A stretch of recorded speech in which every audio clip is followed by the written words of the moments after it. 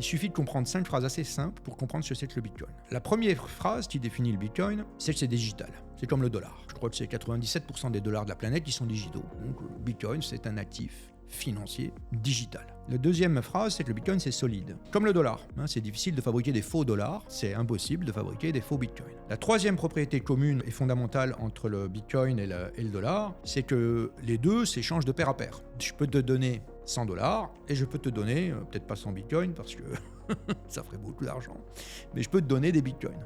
Les deux propriétés qui restent, elles sont différentes. Elles différencient le Bitcoin du dollar. La première propriété différenciante, qui est la quatrième propriété en tout, c'est que le Bitcoin est décentralisé, alors que le dollar est centralisé. Et la dernière propriété, c'est les fameux 21 millions. La dernière propriété, elle s'énonce de la manière suivante. Potentiellement, il y aura 21 millions de Bitcoin au maximum. Alors que potentiellement, des dollars, il y en a une infinité. Et ces 5 phrases, hyper simples, ça définit exactement la proposition de valeur du Bitcoin. Pourquoi Bitcoin et pas un autre actif? Est-ce que tu as une thèse d'investissement sur l'Ether, par exemple, ou sur d'autres cryptos? En fait, ces 5 phrases-là, pour améliorer le Bitcoin, il faudrait retirer une des phrases. Pour améliorer un système, il ne faut pas le rendre plus complexe, il faut le rendre plus simple. Et la plupart ou la totalité des autres cryptos, elles sont en fait plus complexes que ça. Et en fait, pour être un étalon de mesure de la valeur, un actif doit être extrêmement simple et il ne doit pas pouvoir servir à autre chose que la mesure de la valeur.